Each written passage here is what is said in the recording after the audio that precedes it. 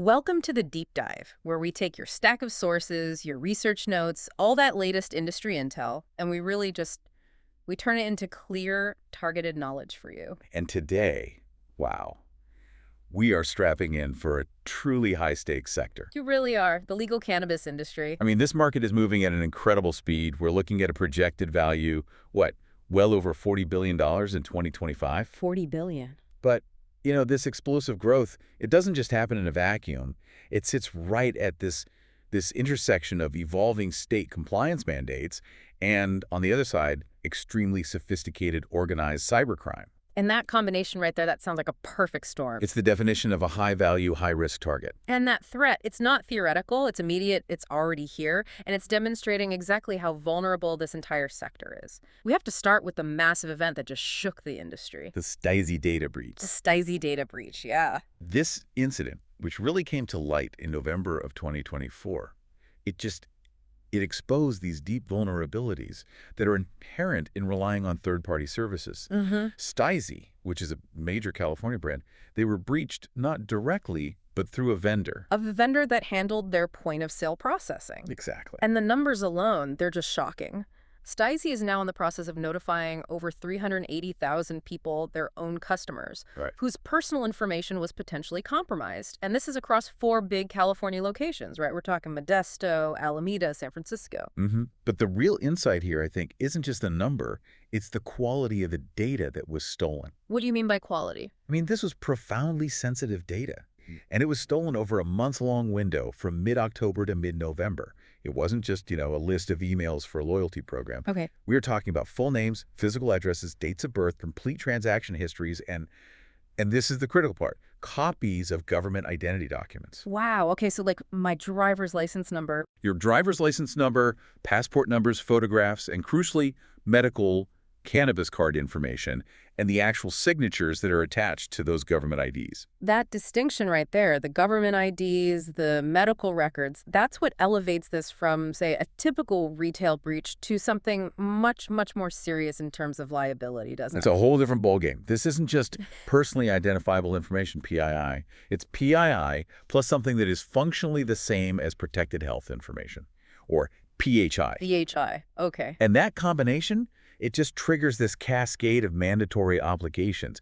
It demonstrates the unique liability these cannabis retailers are facing, the immediate, unavoidable consequence of losing that government ID data. You have to pay for credit monitoring. You have to provide 12 months of free credit monitoring services to all 380,000 of those impacted individuals. That's a massive immediate financial burden for STIIIZY, and that's before any lawsuits even start. It sets a huge precedent. I mean, we're talking about operations that really demand specialized risk assessment. Because if an attack hits your upstream vendor, you, the retailer, you still take that full reputational and financial hit. They're on the hook. Which is exactly why knowing how to calculate and manage that specific exposure, maybe through resources like www.cannabisrisk.diy is so vital. You have to know what you're up against. That's absolutely right. When we look at what's required to protect these multi-million-dollar operations to handle this kind of sensitive customer information, we're really talking about highly specialized compliance protocols and robust layered security frameworks. So that's our mission today. We are going to unpack this whole high-stakes environment for you. We'll look at the specific digital and physical risks targeting these retailers. We'll analyze how the state compliance tech, the reg tech, is evolving so quickly. And we'll explore the robust, specialized security solutions that operators absolutely must adopt. Exactly. And, that really connects to the need for finding secure technology partners, the kind of resilience you'd look for from tech promoted by platforms like, say, www.canasecure.tech. It's a deep dive into survival in a booming yet, a treacherous market. Let's start by really dissecting this STIIIZY breach. We need to understand who is behind it. Okay, let's really unpack the STIIIZY breach and shine a light on the perpetrators. Because this case study it's the perfect illustration of modern organized cybercrime targeting this sector. It really is. And the threat actor identified here is the Everest ransomware gang. Everest is definitely a heavy hitter. They're a well-known name in the organized cybercrime world. And they didn't hide their involvement at all. They publicly listed STIIIZY, or, to be precise, the compromised vendor on their Tor-based leak site in late November 2024. And they boasted about it. They did. They claimed they stole an even higher number of records than STIIIZY initially notified. They said over 422,075 customer records. Their motivation was, perfectly clear: extortion. They threatened to leak tens of thousands of customer profiles unless they got a substantial ransom payment. We hear the word ransomware all the time. It's sort of a blanket term. But what are the specific tactics, techniques, and procedures? The TTPs, right? Yeah, the TTPs. What does Everest actually favor? Is this just about them locking up files and demanding a key? No, not at all. And that's what's so interesting here. While Everest can use file encryption, their core TTPs really revolve around data exfiltration and then extortion. So they steal it first. They steal the data first, and then their leverage is the threat of public release, which, as we've seen with STIIIZY, carries an immense reputational and legal cost. But their role is actually even broader than that. How so? They often function as what are called initial access brokers. Okay, what's that? Think of them as the front line of the breach marketplace. They'll penetrate a corporate network, establish a foothold, and then they'll sell that unauthorized access to other threat actors. Oh, wow. So they're like wholesalers for hacking. In a way, yes. They sell the keys to the kingdom, and then other, more specialized groups can come in to do follow-on attacks, like deploying a very customized ransomware strain or maybe conducting long-term corporate espionage. They rely on the basics to get in, leveraging weak credentials, unpatched software, or just really effective targeted phishing campaigns. It's terrifying because they are just one successful group operating in this massive and constantly evolving landscape. I mean, you look at groups like Qilin, Akira, and INC, and they're dominating other sensitive sectors. Right, 75 manufacturing incidents globally in just the first half of 2025 alone. I mean, that suggests some seriously high-level planning. Is the cannabis sector facing that same scale of organized criminal interest? Absolutely. The level of sophistication and organization that we're seeing targeting cannabis retailers it's mirroring the attacks on healthcare and finance. Because the data is just as valuable. Because the data and the cash flows are similarly attractive. But the defining feature of the STIIIZY event wasn't really the TTPs of Everest. It was the entry point. It was the vendor. The breach originated at a point-of-sale processing services vendor, so the threat actor didn't even have to try and break down STIIIZY's front door. Didn't have to. They went for the trusted third-party relationship. And that's the critical vulnerability, isn't it? It is the critical vulnerability. Your security is fundamentally limited by the security posture of every single vendor you integrate with. And we are seeing this as a defining trend, just escalating in the first half of 2025. Organized threat actors, including state-aligned groups like Silk Typhoon, they are systematically pivoting away from direct frontal assaults. So they're not banging on the door anymore? No. They're strategically exploiting trusted IT supply chain providers and managed service relationships to get access to hundreds of downstream victims all at once. For a cannabis retailer, that means every piece of software you use, your specialized POS, your inventory tracker, your payment processor, is a potential backdoor. Every single one. And if that backdoor gets exploited, the legal consequences, they still fall on the retailer, right? Precisely. STIIIZY is legally responsible for the compliance failures after the incident. They're the ones who triggered the mandatory disclosure obligations under state data protection laws, and they can still face cannabis-specific licensing repercussions, even though the breach was technically upstream. You own the data, you own the consequences. That's it. That vendor agreement you signed. Yeah. It's just a contractual shield. It's not a liability shield. Let's really hammer home that point about the unique risk profile of cannabis data. Why did we call it a cyber jackpot? It's because the data they collect fulfills all the requirements for complete identity theft and, even targeted blackmail. Standard retail collects PII, right? Names, addresses, maybe a credit card number. But cannabis retailers, especially the ones serving the medical market, they often collect government-issued IDs, driver's license scans, passport numbers, along with those medical cannabis card details. Which, as you said, makes it functionally similar to protected health information, PHI, which is protected under HIPAA. Exactly. HIPAA carries immense liability and mandated security standards. Now, while a cannabis business may not be a direct HIPAA-covered entity, the nature of the data they hold, linking a health status, like medical cannabis use, to identity documents, it creates an exceptionally high regulatory and litigation risk. So, when a group like Everest steals names, photos, transaction histories, and medical card details, they basically have a complete kit for not just financial fraud, but complex identity fraud. They have everything. And that's why offering 12 months of free credit monitoring for 380,000 people was just non-negotiable. The industry has to recognize that the data they hold is incredibly sensitive, often much higher value than typical retail data, and that vendor supply chain is, at this moment, the most vulnerable point of entry. That threat context makes it abundantly clear that operating a cannabis business, it means navigating a regulatory minefield. I mean, one that rivals established sectors like finance and healthcare. Oh, absolutely. Oh. And the very core of that compliance structure, it lies in the mandated seed-to-sale tracking technology. The states have really placed the compliance mandate firmly on the operators, haven't they? They have. They require real-time electronic inventory tracking across the entire vertical, from cultivation and manufacturing to distribution and retail. We see this codified in states like New York, for instance, under 9 NYCRR Section 125.8a. And this reliance, it creates the need for specific regulatory technology, or RegTech. Yes, and that's primarily delivered through the two dominant seed-to-sale tracking systems, Metrc and BioTrack. And the relationship between those two systems, that just fundamentally transformed with a massive strategic transaction recently. It really did. In August of 2025, Metrc, which covers more than 20 state markets and is often lauded for its security and governmental transparency, they announced a critical partnership with BioTrack.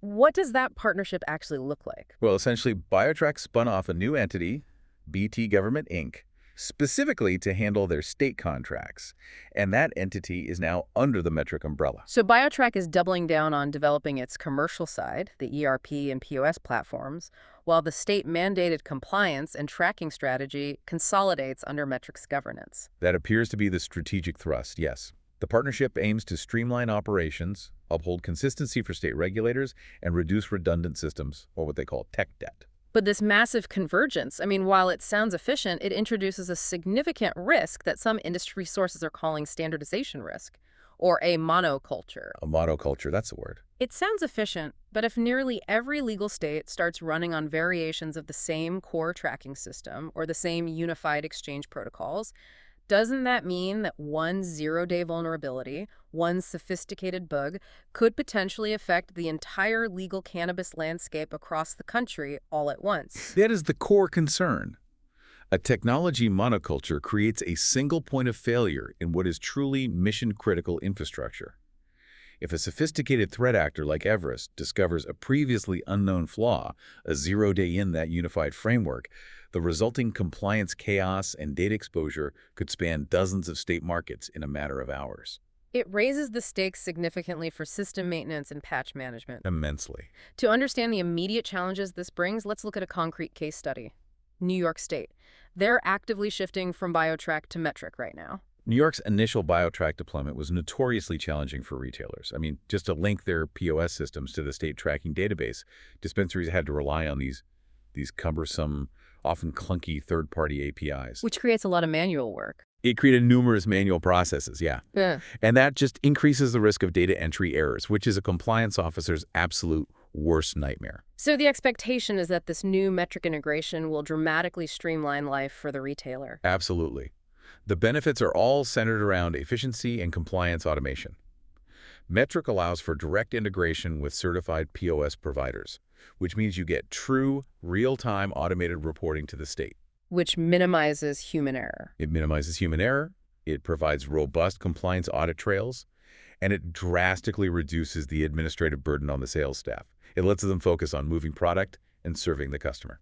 But that transition, it isn't instantaneous, is it? It comes with hard deadlines and the potential for severe operational disruption if you ignore them. The deadlines are firm in New York for 2025. Testing labs, which are further up the supply chain, they have to be credentialed by October 31st. But the critical date for retailers is November 7th, 2025. November 7th. All other licensees, including every single dispensary, must meet that deadline. If you miss it, you risk a compliance infraction that could halt your operations entirely. So what are the biggest headaches that operators are experiencing during this shift? What are you hearing? Well, beyond the urgency of just getting credentialed, which involves extensive training through something called Metrc Learn, there are significant logistical risks. First, the physical Metrc tags are mandatory. The little tags on the plants and packaging. Exactly. And if too many retailers wait until the last minute, they risk industry-wide tag shortages because of supply chain backlogs. You have to order a buffer supply early. Second, human error is still rampant.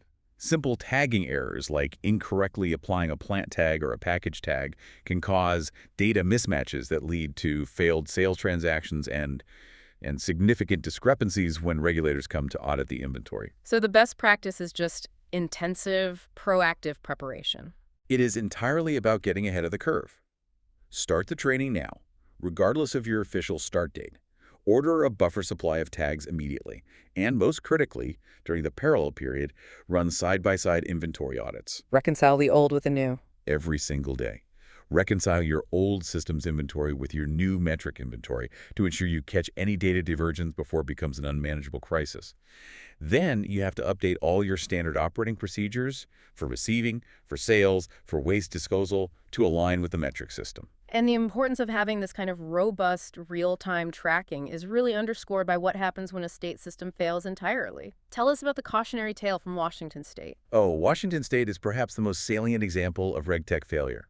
They spent 12 years and went through 3 different sponsors trying to build a comprehensive seed-to-sale system. 12 years. And ultimately, the project was canceled in 2021. They had to repurpose a legacy data backup system called the Cannabis Central Reporting System, or CCRS, just to track sales. A repurposed data backup system. I mean, that sounds like a recipe for chaos. What were the tangible limitations? It was a disaster, precisely because it lacked the real-time tracking capabilities that were promised. It was highly vulnerable to input errors. At one point, in 2022, the system reported annual sales of almost $8 billion. $8 billion. The reason? Misplaced decimals in product pricing submissions. Oh my gosh. The state's Department of Revenue later had to clarify that the actual sales estimate for that same period was only about $1.3 billion. Furthermore, businesses don't even have direct access to their own submitted data in the CCRS. They have to formally request a copy from the Liquor and Cannabis Board just to confirm their own submissions. That is unbelievable. And what's their plan to fix this massive underlying data integrity problem?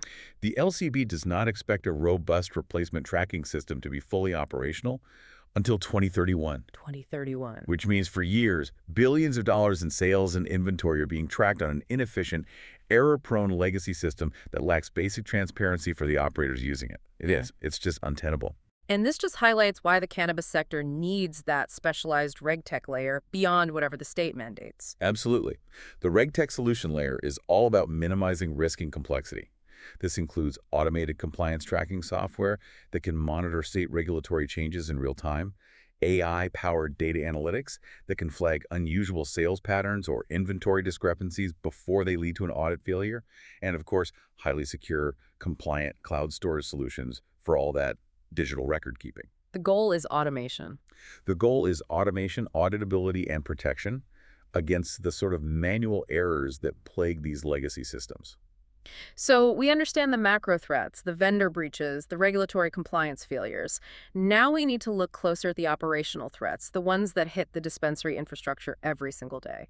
Because these operators are constantly facing a dual threat model, right? That's right. They're facing sophisticated digital attacks on one side, and on the other, some pretty low-tech physical tampering right at the point of sale. Let's start with one of the most widespread digital threats that I think often flies under the radar. The credential stuffing epidemic. Which is the precursor to an account takeover or ATO attack. And credential stuffing, it relies on a surprisingly simple human flaw, doesn't it? It completely exploits the reality of user behavior. Credential stuffing is an automated process. Attackers use these vast bot networks to stuff millions of leaked username and password combinations stolen from massive data dumps on the dark web into login pages across countless websites, including dispensary POS portals. And the staggering reason this works is people reuse passwords. That's it. A staggering 81% of individuals reuse the same or very similar passwords across multiple accounts. So if I use the same password for, I don't know, my online pizza order as I do for my dispensary POS administrative account, the attacker doesn't need to breach the dispensary directly. They just relied on that prior leak from the pizza place. Exactly. For a cannabis business, the primary goal of this attack is the account takeover of sensitive administrative accounts, especially those tied to the point-of-sale system. Once they gain access, they can alter inventory records, change pricing, divert sales proceeds, or, most worryingly, exfiltrate all that PII and government ID data we saw stolen in the STIIIZY breach. And these bot networks are operating at a massive scale. At a massive scale, often mimicking human behavior to bypass simple IP blacklisting. So how does a business, which already has its hands full with inventory and compliance, effectively fight back against this kind of automated onslaught? The standard defenses are paramount, but they have to be strictly enforced. First, mandatory multi-factor authentication, or MFA. That's non-negotiable. It stops the login even if they have the right password. Precisely. Second, businesses need proactive monitoring of their web traffic, looking for unusual spikes in login failure rates. And finally, they really should implement dedicated bot management solutions that use behavioral analytics to distinguish between a legitimate customer and a credential-stuffing bot trying millions of combinations per hour. Okay, now let's pivot to the physical threat, the point-of-sale hacking crisis. This feels unique to cannabis because of those federal banking restrictions. It is a massive vulnerability. Oh. Because dispensaries still largely operate outside the federally regulated banking system, they can't accept traditional credit cards. They have to rely on specialized payment solutions, most commonly PN-based debit or these cashless ATM systems. And those specialized POS terminals, they handle the card and the PN entry, making them prime targets. Prime high-value targets for physical tampering and skimming. Skimming is a tactic we often associate with, a shady ATM or a gas station pump. What are the specific techniques the FBI is detailing that consumers and cannabis operators need to be vigilant about right now? The FBI is tracking several evolving physical skimming techniques. The first one is the simplest, terminal overlays. Okay, what's that? It's an identical plastic shell that's fitted right over the original card reader. The machine looks normal, but the overlay is secretly capturing the magnetic stripe data. Operators and consumers should always check for loose edges or any physical inconsistencies on the terminal before they swipe. And that's often paired with something to capture the PIN itself. Yes, through two methods. One is the keypad overlay.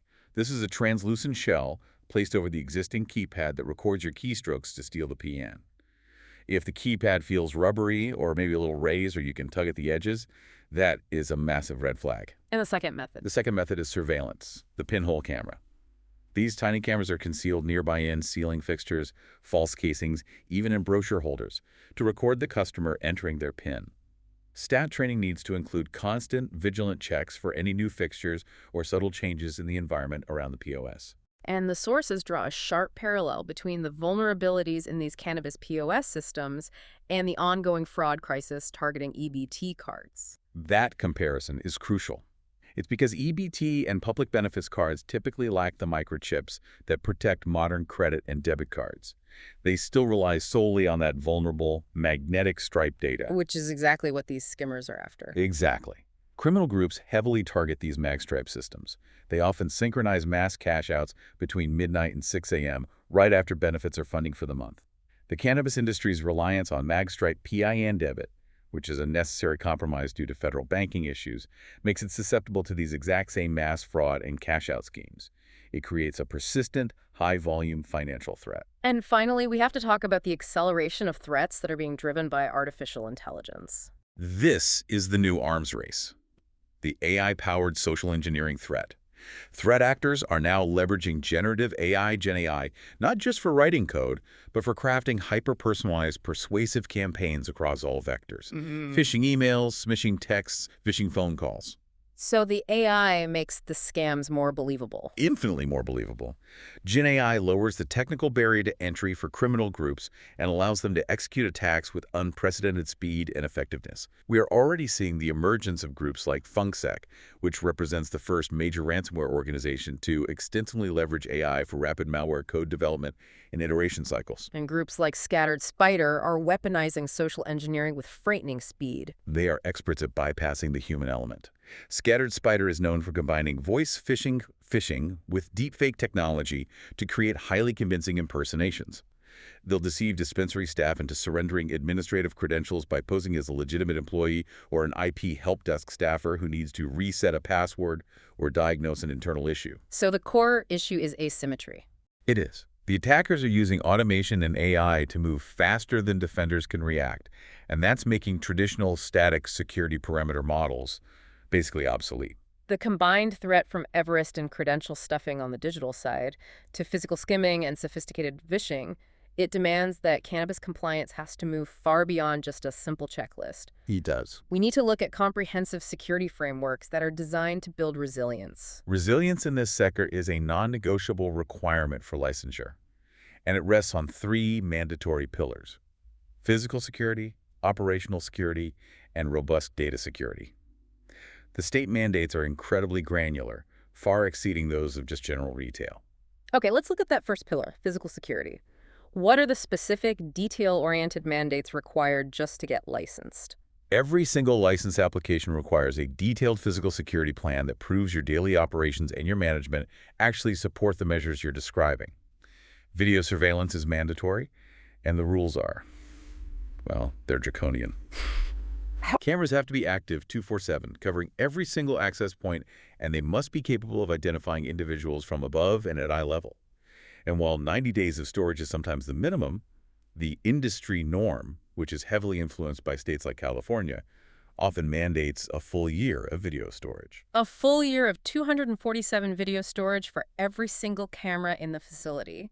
That is a massive infrastructure and data storage cost that a typical retailer simply does not have to bear. Exactly. The plan has to detail the exact specifications of the network video recorders, the NVRs, the access rules for the data, the retention schedule, the cabling schematics, all of it. Then you have perimeter and access control. Which is more than just locks on the doors. Oh, much more. Operators have to provide detailed accounts of every wall, fence, door, and lighting function. Access control has to be meticulous, describing staff keycards, passcodes, visitor verification procedures, and the specific duties of security guards, including how law enforcement or even media are verified and monitored inside the facility. Okay, so that's physical. Moving to the second pillar, operational security. This is where management has to prove it's not just about the hardware, but about the human element and product movement. That's right. Operational security is all about minimizing human risk. For workforce security, the policies have to detail how background checks and interviews are conducted, who handles product, where they can access sensitive data. Crucially, mandatory training and drills must be implemented for all staff. Drills for what? For everything, not just crime prevention, but also patient registration procedures, emergency response, you name it. You also have to detail the frequency of staff competency evaluations. How do you prove your team actually knows and follows the protocols? And inventory security, that seems deeply intertwined with the RegTech compliance we were just talking about. Absolutely. Inventory security requires a detailed plan linking every transaction to the tracking software, so Metrc or BioTrack. This includes specific descriptions of secure product storage safes, vaults, temperature controls, and detailed security measures for transportation. So how the product gets from A to B? The plan has to outline everything, from tracking to the security level of the transport vehicles. Are there armed escorts, bulletproof materials, and the procedures for protecting both the personnel and the high-value product during transit. Meticulous record-keeping, including a specific plan for the disposal and documentation of any lost, stolen, or surplus product, is mandatory. And the third pillar, data security and privacy compliance. This is perhaps the most rapidly evolving and complex one, especially when you're dealing with that PI/PHI-like data. This is a major area of risk, particularly for medical dispensaries. IP compliance becomes mandatory for those handling protected health information, and this requires comprehensive safeguards. Like what? Well, technical safeguards include strict MFA, mandatory encryption of data both when it's being transmitted and when it's just sitting still, so at rest, and detailed audit logs to track every single user interaction with that data. And the administrative side of PIPA, that's what connects back directly to that STIIIZY vendor breach we started with, right? It connects absolutely directly. The administrative safeguards require mandatory annual security risk assessments, or SRAs. But most critically, you must have business associate agreements, BAAs, in place with all of your third-party vendors. So you have a contract that makes the vendor liable. It's more than that. If the STIIIZY vendor had signed a robust BAA, it would legally define their exact security responsibilities. It would provide the retailer with much stronger legal recourse and a better defensive posture in the event of a failure. A BAA is a foundational technical safeguard when you're relying on third parties. And as the market matures, new regional privacy regulations are just piling on. Yes. You just have to look at the New Jersey Data Privacy Act, Sure. NJDPA, which is effective January 2025. It imposes strict consent requirements for handling sensitive data, and it applies to retailers processing the records of 100,000 or more New Jersey residents. For multi-state operators, this means navigating a patchwork of potentially conflicting state privacy laws, which massively increases the compliance burden. Building and maintaining all of these pillars internally, the physical, operational, and digital, that's got to be immensely expensive. And it requires expertise most cannabis startups just don't possess. They don't. Is that why we're seeing this entire specialized ecosystem of professional services and managed security service providers, MSSPs, emerging? That is the only way most operators can meet these demands. The complexity has necessitated the rise of specialized managed services. Firms like Cannabis Technology Partners and Cure8, they offer custom-designed MSSP solutions that are tailored specifically for the regulatory demands of this industry. And what exactly do these firms provide that a general IT firm can't? They offer 247 monitoring through Managed Detection and Response, or MDR. They operate security operations centers, SOCs, for centralized threat intelligence and incident coordination. And they provide comprehensive IT consulting. Critically, they help operators achieve and prove compliance with standards that go beyond the state's minimum, like the voluntary but highly valuable SOC2 and SOC3 reports. Which are necessary to prove you're a trustworthy partner. Exactly. You need them to demonstrate to partners and regulators that you handle customer data securely and reliably. These services handle everything from full cybersecurity audits and managed protection to mandatory disaster recovery planning. It is that crucial layer of continuous expert vigilance. The cost and complexity of maintaining those security pillars, the one-year video storage, the workforce drills, the mandatory BAAs, have created this intense demand for advisory services. And that has led to an entire professional ecosystem built around supporting cannabis operators, spanning from, federal tax law to securing that seed-to-sale data. The advisory landscape is highly specialized, and it's constantly growing.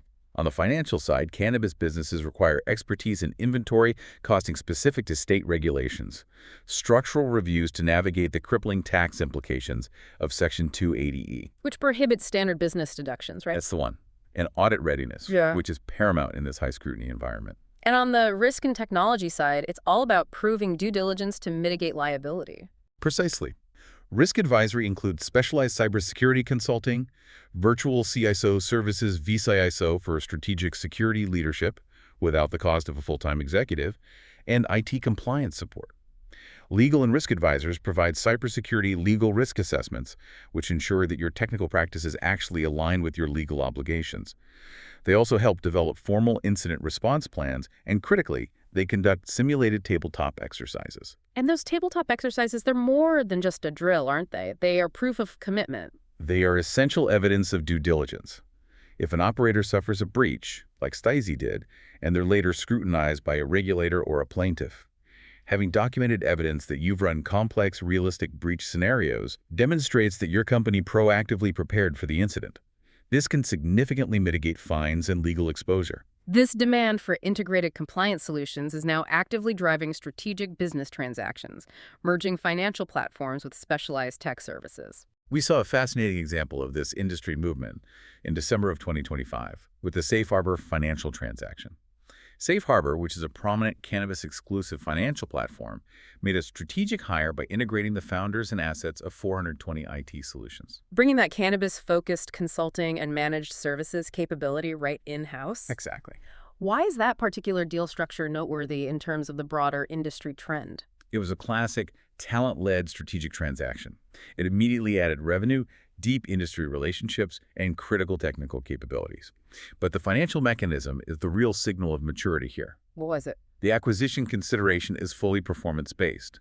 The founders only receive up to 125,000 shares if Safe Harbor achieves specific incremental revenue milestones, $5 million in 2026 or $6 million in 2027. So their payout is directly tied to the ability of the acquired consulting assets to generate scalable, compliant growth. It aligns everyone's incentives perfectly with the market's need for specialized, profitable, and secure solutions. It shows the market recognizes that compliance and specialized technology are not separate cost centers. They are integral drivers of financial viability and scalable growth in the cannabis sector. Expertise in navigating this complexity is the highest value asset right now. So looking ahead into the second half of 2025 and beyond, How are the threat actors expected to evolve in response to these hardening defenses? The trend reports are pretty clear. First, AI-driven threat operations will mature. We're going to see Gen AI continue to accelerate malware development and refine social engineering campaigns, making the speed and personalization of phishing attacks much harder to defend against. And as the major players harden their perimeters, the targets themselves may shift. Exactly. We expect threat actors to pivot strategically. While high-profile critical infrastructure will remain a target, they may shift focus to regional or second-tier critical infrastructure, where visibility and defense budgets are often weaker. They're just maximizing their return on investment. And that supply chain vulnerability that we talked about with STIIIZY, that's only going to deepen. We anticipate more intricate supply chain attacks. The focus will be less on brute force and more on exploiting intricate, deep integrations, the cloud ecosystems, the APIs, and the managed service relationships themselves, to move laterally across trusted networks and breach multiple downstream targets simultaneously. So it's getting more complex. And we're seeing a geographic rebalancing. As Western organizations enhance their defenses, threat actors are increasingly shifting their focus toward under-regulated geographic regions, places like parts of Latin America or Southeast Asia, where they can seek softer entry points for monetization. The attackers are moving just as quickly as the businesses are trying to keep up with metric deadlines and HIPAA standards. It's a constant race. We've covered a tremendous amount of ground in this deep dive, from the $40 billion industry projection to the granular reality of physical skimming devices and AI-powered phishing. We dissected the high-stakes failure of third-party risk management in the STIIIZY data breach and analyzed that massive RegTech shift, the Metrc and BioTrack consolidation, which presents both efficiency and that monoculture risk. And compliance in this highly volatile sector, it's not a static checklist. It requires constant, proactive, expert-led vigilance across all three of those domains: physical security, operational procedures, and robust data security. Whether it's negotiating a successful Metrc transition, implementing stringent IPASA technical safeguards like BAAs, or just deploying MFA to stop credential stuffing, vigilance is the price of operation in continued licensure. So the most crucial takeaway for you, the learner in the sector, has to be the proactive management of third-party risk. As the STIIIZY breach proved, the threat actor only needs one compromised vendor or one reused password to gain access to the most sensitive, identity-critical data available. That's it. Continuous, expert-led vigilance, supported by specialized services like those focused on risk modeling and secure technology, is absolutely essential for survival and growth. And that leads us to a final provocative thought for you to consider. Given the high sensitivity of this cannabis-related PII, specifically the medical cards and copies of government IDs, and the increasing inevitability of complex, organized data breaches, what level of federal or comprehensive multi-state regulatory protection will eventually be required to restore consumer trust in a rapidly accelerating market where data security risks are only becoming more severe? A lot to think about as this market matures and stabilizes. Thank you for diving deep with us. My pleasure. We'll catch you next time.